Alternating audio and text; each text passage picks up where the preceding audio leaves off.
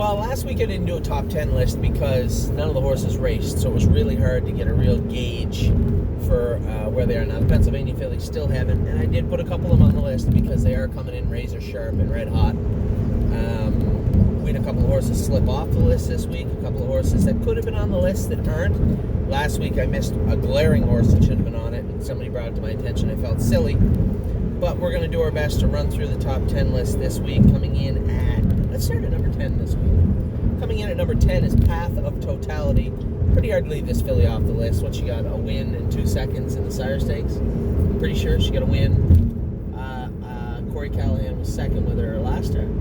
Oh, she's in to go Wednesday in a maiden at, I think she got a first and second. She's in to go Wednesday at the Meadows. I made an error, and I said she'd be in Tuesday, but I got the horses reversed. Tim Twaddle had said Rose Run Versatile would be in Wednesday and Path of Totality Tuesday. Actually, I shouldn't blame Tim. Maybe he did tell me it was the other way around, and I made a mistake. Either way, they're both in. Tuesday will be Rose Run Versatile. Wednesday will be Path of Totality. Rose Run Versatile didn't make the top 10 list. That's a little unfair. My wife just said some profanity under her breath. I don't know if you'd hear that or not. In front of her children, too. Potty mouth. So Path of Totality comes in number 10. She's been racing good. It's pretty hard not to put her on this list. Number 9, a horse that's really had no luck this year. It's Just For Me and You. Always caught the fastest division. Always caught a tough trip. Ended up a closing second, a closing third, a fifth, but has been racing great. Just a nice filly all around. Just For Me and You belongs in at least number 9. Spirit of Deal, a nice fourth. I thought she was third, just beat a nose at the wire for third. Closing 28-2, last half 56-1. I think the only human on earth that wasn't happy with her performance was James, and I don't think he knew coming in that she was off 2 weeks. Didn't have a ton of work, because remember, James, when we went to school, you put her on the run. She made a break, so she didn't get a great mile into her. So she was 2 and a bit weeks without a real strong mile in between. She was healthy but short, and still tried her last half 56-1, last quarter 28. Now, I might make fun of James, not because he's homely, but because he put her on the run in the schooler, and he did drive her good, got her around, did exactly what we needed him to do for the first elimination of the Pure Ivory. Coming in at number 7, although I'm a little skeptical of what his next race is going to look like, Sebastian Yu, that was some kind of flash of speed last week. He's coming into this week's Stallion Series, red hot, both on the track and in his mouth.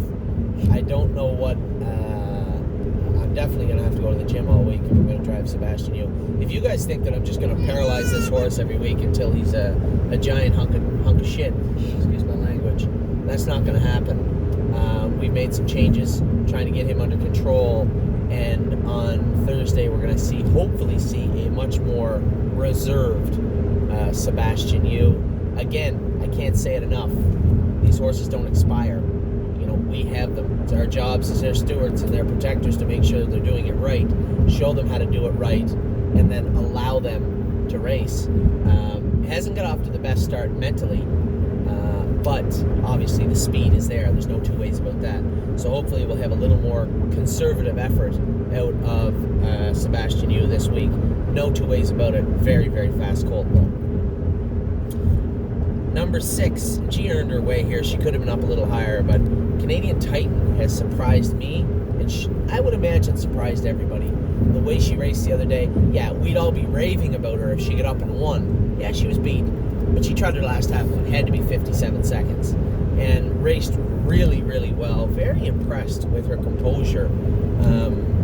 Just an impressive mile from her the other day. And Canadian Titan belongs at 6 minimum. The way she's been racing. A filly that kind of slid by her, and it was a bit of a coin toss, was Overdue Mission, number 5. Here's a filly, raced her first start, and shares just started flying off the shelves. Everybody was dumping and heading for the shore, and the ship is sinking, and she's terrible, and what happened? My God, a 2-year-old trotter made a break in her first lifetime start. Alert the press.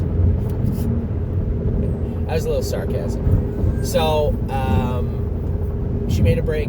We all had our concerns. We made some shoeing adjustments. We made some equipment adjustments. I drove her in Bucyrus. Great mile from her in Bucyrus. First over, out the whole way, just one easy, but looked smart doing it. And then Jason drove her in Piketon, finished second, but raced well. And then I raced her the other day, and on the front left, did her work very, very well, and finished off her mile with an easy victory, 2-3 and a piece over an absolute bull ring. No disrespect to Athens, it's just a little fair track. They love their racing in Athens, and I like being there. And Overdue Mission did too. That was some kind of good mile out of her the other day. I'm expecting good things.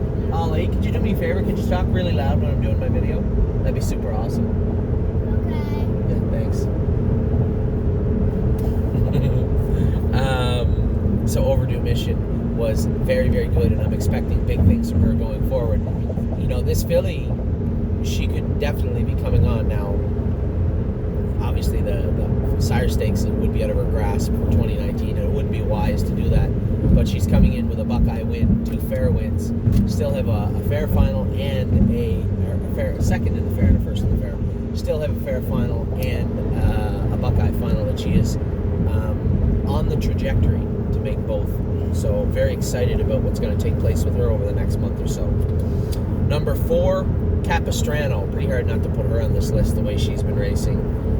Capistrano. Oh my God! Told you I missed a horse. I'm gonna have a 4 and 4A for this list. Number 4 is Capistrano. She's been absolutely awesome. Absolutely awesome. Undefeated in her career. She'll race next week, I believe. We'll find a spot for her, and then we don't know where she's gonna go. We can put her in the gold, because the grassroots not till the end of the month. We can put her in the gold. We can put her in the big stake race coming up, because it's not quite. Ava, quiet, please. It's not quite the grassroots, or not quite the Grand Circuit, because there's a lot of horses racing in other jurisdictions. But nevertheless, it's not the She's a Great Lady. It's the other one. I forget. Every week I make a mistake in one of these.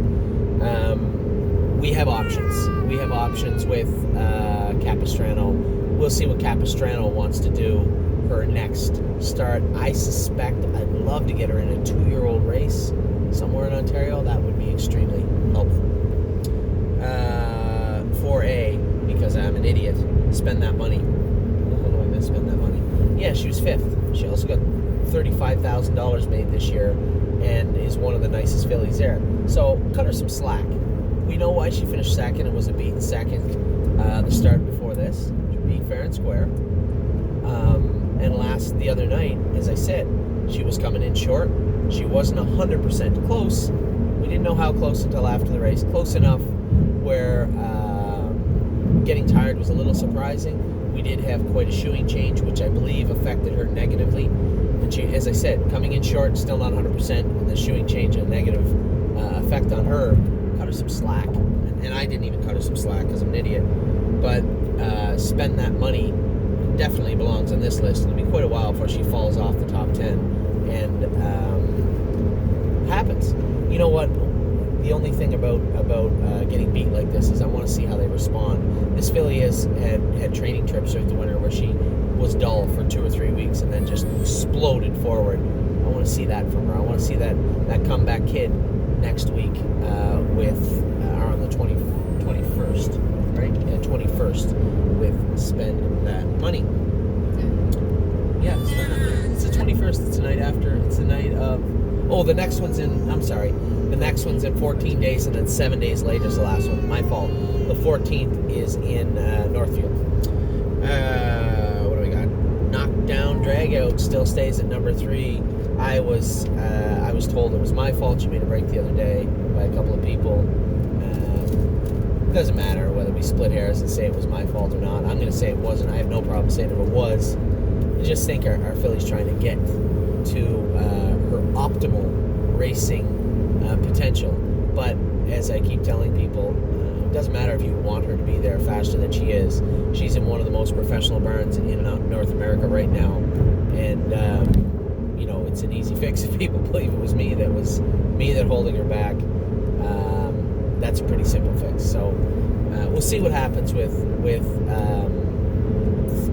Knockdown Dragout, her next start. We'll have Harness. I don't know if we'll have Harness in that night. She might be in Kentucky, but I believe that's the same night that we'll have the other three. Rose Run Versatile, Path of Totality, and the big girl, Just Reading. So, Knockdown Dragout. Obviously, you're going to have this, right? When we have such inflated expectations of any horse, to be very clear, Knockdown Dragout's a nice filly. She's not beating Sister Sledge right now. I don't know what planet you're on that you think she is. It just ain't going to happen. And the other filly of Burke's is a good filly also. That race the other night, the Doherty went 53 flat. You think that little 600-pound, 700-pound filly is ready to go in 53 flat in the Meadowlands? If you do, I think what we need to do is recalibrate. I'm trying to be delicate here. Recalibrate our expectations, because I can assure you that Knockdown Dragout is not going to trot 53 at the Meadowlands right now. It's just not going to happen. That doesn't mean she's not an incredibly talented filly. Listen, I thought Lawmaker was... I got off when Lawmaker was a 2-year-old. I thought he was good. When we got him to Pennsylvania, he's handy. Nice horse. Is he a killer? No. Nice horse. He was handy, second, third, won some races, did some good. Actually ended up on the top of the points standings. But at no point during his 2-year-old year did I think he was the best 2-year-old in Pennsylvania. He proved me wrong. He was one of the best 2-year-olds in Pennsylvania, but ended up having a very good career. And that's a trajectory that Knockdown Dragout is on right now. Very similar. Except Lawmaker didn't have any glaring issues at 2. He did at 3, but he did not at 2. And he had to work his way through it throughout his career. Same as she will. She's a killer. She's smart. She wants to do her work. We'll get her there. So Knockdown Dragout comes in at number 3. Only fair. I think Compass Rose DC beat a length. 2 wins in a second. Beat a length in her life. 50,000 banked in Ohio. Belongs at number 2. She looked unbelievable the other night. She wasn't super fast, but smart. If you watch, she struggled on that surface too. And I know people out there saying, well, why don't you just change your shoes? Well, they don't make Scioto shoes. Every horse is different, and every horse gets over surfaces different. Our horses were used to training down on a firm track. That's why they like Northfield. They go to Scioto, it's like a beach in Jamaica on a hot day. It's very difficult to get a hold of that. You need to know how to get a hold of that track, and it's a horse's gait. It's the way they strike the ground, come off the ground. Yes, we've added some grab to some of the horses. We added grab to Ailsun the other night. She hit her knees. So there has to be a happy medium between how much grab you can have on them and how they perform. If the track's sandy her next start, you will love this. There's a gentleman out there who's going to love what I'm about to say. If the track in Scioto is deep and sandy next time, Ailsun will race barefoot. That's what she will do. So you know who you are out there. Keep saying, try them barefoot, try them barefoot. We've raced horses barefoot, and Ailsun will race barefoot her next time at Scioto if the track continues to be that beach that they're racing on. Some of them go fast on it. Some of them struggle. Look at the races. There's horses breaking all over the place. It is in the first turn and second turn. Straightaways, down by the wire, out in the far turn, out in the 3-wide path, down along the rail. A lot of horses really struggle with the Scioto surface, especially the younger trotters, I've noticed. So that's just the way it is. We have to race on it. Truthfully speaking, it's probably better in the overall scheme of things for the horses than racing on a rock-hard track. So that mix of Northfield Scioto is probably not the end of the world. Compass Rose DC struggled. You saw her 3, 4, 5, 6 times almost make a break. That's how sure-footed this filly is. When I got her out at the head of the lane, yeah, I thought she should have kicked by that horse. Somebody said, well, why'd you let him in the 2-hole at the half? Come on, man. Watch the race. I let him in the 2-hole because of the way the race was unfolding. If I fill that 2-hole, Brett Miller stays on the outside second. Aaron Merriman, all those guys that were from 1, 2, 3, Tyler Smith, they catch up to cover. Now I'm in the 2-hole behind a horse that is absolutely going to walk, which he did. She did, starting into the backstretch. The horse walked. Brett Miller clears, Tyler Smith clears. Do you think Aaron Merriman's going to roar over and say, hey, come on out, I'll give you a little room there to get out behind that dying horse at 8-5? No. I let Brett in because I was going to come first over. Tyler comes. I'm like, it's not the end of the world. Tyler's horse not a great horse. He's still cleared in the last turn. Out comes Brett. I follow Brett out.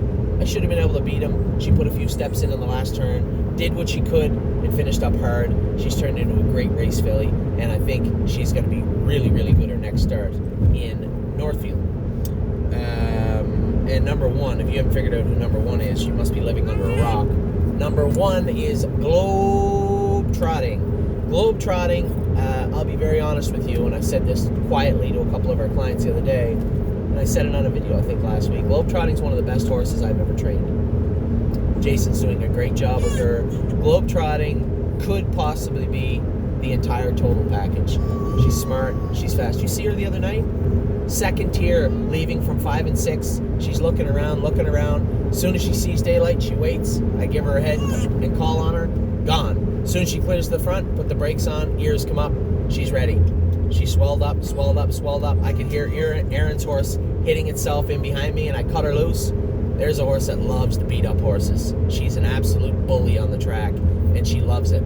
And when I called on her, man, oh man, did she ever dig in. Just take a look at that whole program and tell me what kind of a mile 56 and 4 is from the second tier. Really incredible mile from her. Ava, you know what your job is. Really incredible mile from here, and for me, and should be for you too. Globetrotting is amongst, I would say Globetrotting's the best 2-year-old in Ohio of either sex, colt or filly. Right now, a lot of work to do and a long year still ahead of her, but man, oh man, she's got some sort of pop to her. So, with the baby crying, and Amy getting lost, it's tough. You didn't get lost? She didn't get lost. It's unofficial. The judges are still lit the inquiry sign. Can't find the bottle. It's because you left it at your butt, probably. So, with that, with this, with Globetrotting, that's it. That's a top 10 list. If I missed any, let me know, and I'm sure I will get them out to you. I will talk to you about why they didn't make the list. It would have just been a mistake on my part. But this is it. 10 horses this week, 11, because I screwed up and missed. Spend that money. So 1, 2, 3, 4, 4, 8, 5, 6, 7, 8, 9, 10. You guys know it now. That's the top 10 list for the first week of August,